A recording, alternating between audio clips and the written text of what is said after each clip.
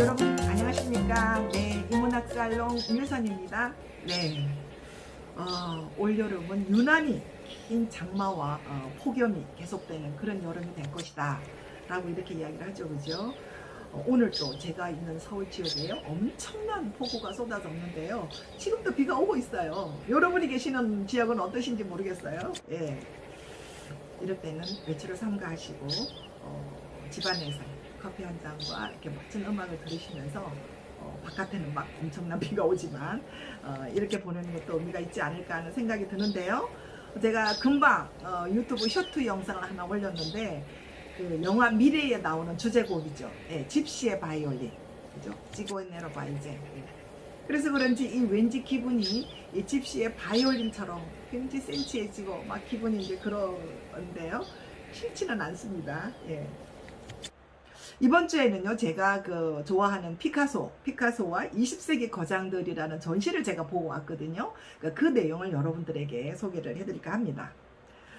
지난번에 국립중앙박물관에는 한국과 오스트리아 수교 130주년 기념으로 합스부르크 600년의 걸작이라는 작품이 이제 한국에 왔을 때 제가 여러분들한테 소개를 해드렸잖아요, 그죠? 이번에는 한독수교 140주년 를 기념해서 독일의 루드비 미술관 컬렉션이 한국에 왔습니다. 예, 이제 그 전시를 여러분들한테 소개를 해드릴 텐데요. 이 루드비 미술관은 독일 쾰른에 있는 독일 최초의 현대 미술관이라고 합니다. 피카소, 달리를 비롯해서 팝아트의 거장인 앤디 워홀의 작품들을 이렇게 막 다수 수상하고 있는데요. 특히 이제 피카소의 세 번째 컬렉션. 피카소의 컬렉션은 세계 여러 군데 몇 군데 있습니다. 예. 고국인 프랑스 베르사유, 여기가 가장 큰 미술관이죠. 피카소 미술관이죠, 그죠? 제가 스페인 와이너리 투어 때 직접 가서 보고 왔는데요. 완전 건물 한 채가 완전 피카소의 크고 작은 작품들로 이제 뭐 이렇게 채우고 있는데요. 피카소의 7번째 부인이 제크린 로크입니다. 이 제크린 로크는 도자기 예술가죠. 그래서 이제 피카소가 말년에는 도자기 작품을 많이 이제 만들었잖아요, 그죠? 그래서 이제 큰 도자기들과 이제 조각, 동상 이런 것들이 파손의 우려가 있어서 한 번도 해외로 반출된 적이 없다고 하더라고요. 그래서 좀 생소한데 거기는 다 이렇게 보관이 되어 있더라고요.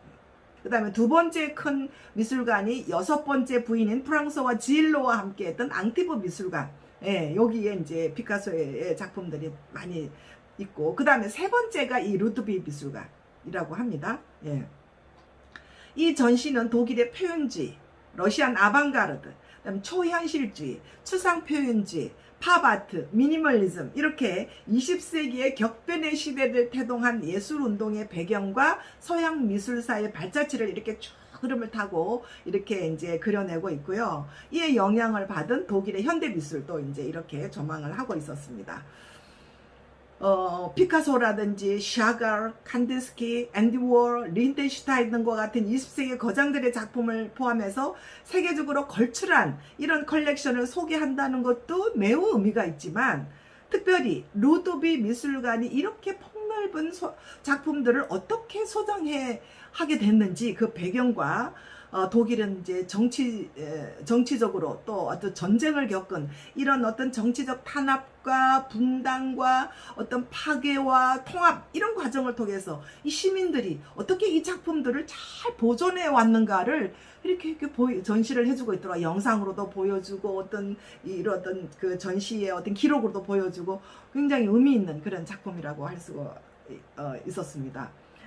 총 이제 6부로 이렇게 구성이 되어 있는데요. 우리가 가장 주목하는 것은 이제 그 독일 모더니즘과 표현주의잖아요, 그죠? 이게 독일 미술관이니까.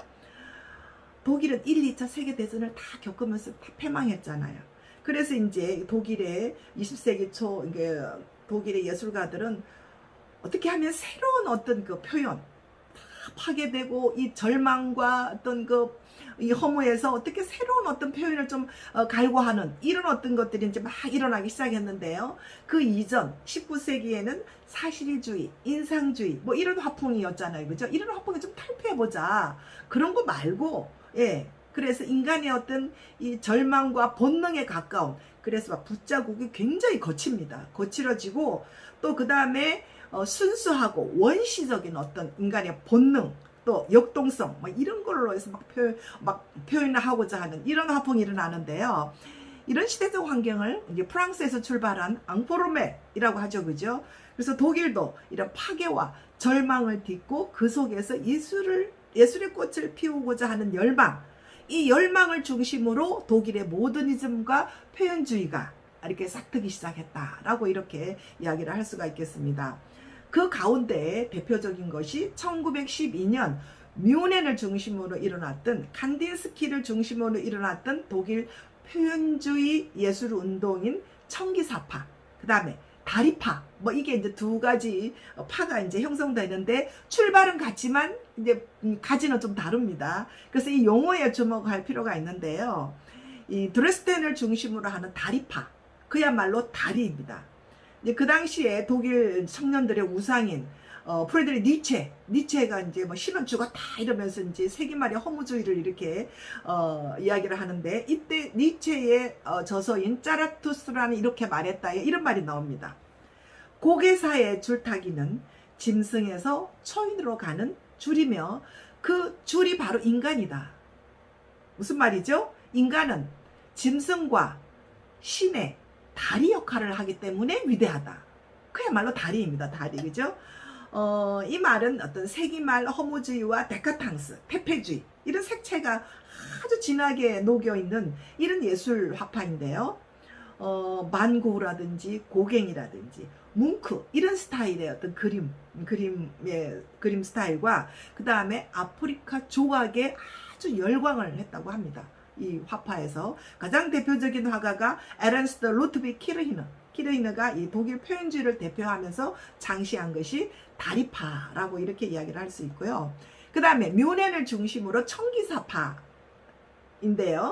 이 청기사파는 다리파에 비해서 감정과 뭐 이런 거를 좀 절제하고 조화를 이루자고 이렇게 주장하는 파입니다. 너무 그렇게 폭발적으로 하지 말고, 그래서 음악과 그림이 조화를 이루는 음악적 표현주의의 대표, 그런 어떤 화파다라고 이렇게 이야기를 할 수가 있겠습니다. 대표 화가가 바슬리게 칸딘스키의 따뜻한 추상, 예, 여러분 들어보셨죠? 그 다음에 몬드리안을 중심으로 하는 차가운 추상, 예, 추상주의가 이때 이제 나타나기 시작하는데, 이 추상 화파의 대표적인 화파가 청기사파 화가라고 합니다. 네, 청기사파와 다리파, 예, 독일의 표현주의와 모더니즘의 대표 화가다라고 이렇게 이야기할 수가 있겠습니다. 그 다음에 이제 루트비가 소장하고 있는 피카소와 동시대 거장들의 전시인데요.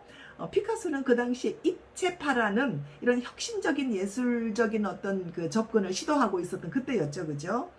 그때 이제 루트비 부부가 피카소 회고전에서 아티초크를 든 여인이란 이 그림을 보고 너무나 매료돼가지고요.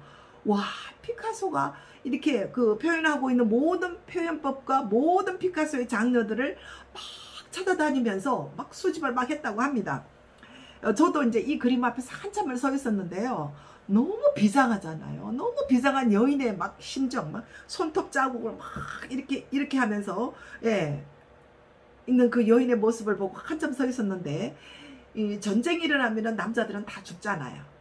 그 죽은 남자가 이 여인의 남편일지 아들일지, 예, 이 여인이 어떤 마음이겠어요, 그죠? 그래서 이제 전쟁터에 보낸 이 여인의 그 비장하고 비창한 그 마음을 아티초크를 든 여인에서 오른쪽에 이제 들고 있는 무기가 이제 이게 알아봤더니 중세의 타격용 무기 모르켄슈테른의 그런 어떤 유형의 무기라고 합니다. 그 무기와 그 다음에 날카로운 손톱, 그냥 다 죽이고 싶은 마음, 그죠? 우리 남편과 아들을 죽인 이런 어떤 여인의 비장한 그리고 아주 날카로운 그런 어떤 마음을 적나라하게 표현되고 있어서 한참을 저도 이제 서 있으면서 봤습니다. 네.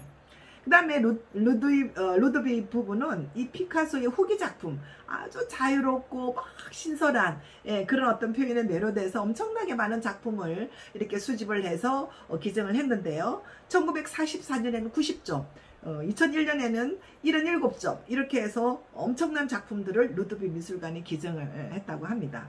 네. 그 다음에 이제 초현실주의에서 이제 추상표현주의의 어떤 그 그림들이 쫙 전시되어 있는데요. 전쟁이 끝나고 1940년 초부터 유럽의 많은 그 초현실 작가들은 전쟁을 피해서 미국으로 건너갑니다. 그래서 미국으로 건너가면은 이 미국의 대가 잭슨 폴록을 중심으로 초현실주의자들이 이제 많이 있을 거 아니에요, 그죠? 그들과 교류를 하면서 차츰차츰 그들의 관심은 인간의 어떤 잠재되어 있는 무의식과 그 다음에 아주 무작위적이고 즉흥적인 이런 표현, 뭐 이런 표현에 이제 관심을 돌리기 시작하면서 이제 그죠? 그 추상 표현주의가 삭트기 시작하잖아요, 그죠? 혼돈의 시대에 전쟁으로 황폐화된 인간의 삶을 회복하는 그 회복을 암시하는 회화를 탄생시킨 것이 이게 이제 추상 표현주의인데 이제 이게 이제 앵프로멜과 추상 표현주의의 화풍의 탄생이고 이런 탄생으로 인해서 현대 미술로 이렇게 이제 가고자 하는 어떤 이제 계기를 마련했다라고 이제 이렇게 쭉 전시를 흐름을 이렇게 하고 있었어요.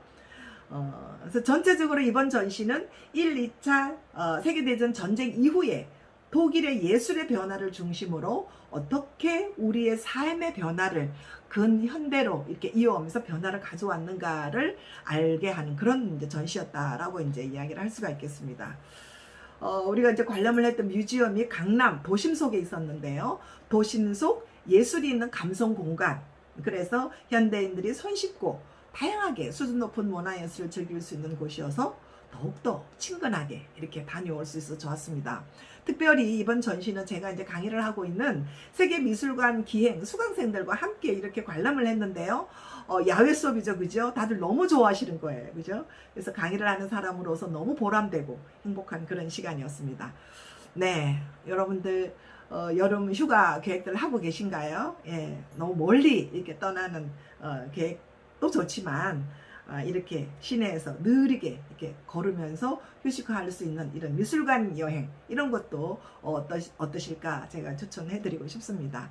네, 건강하게 이번 여름 잘 보내시고 다음 주에 또 건강한 모습으로 찾아뵙도록 하겠습니다. 감사합니다.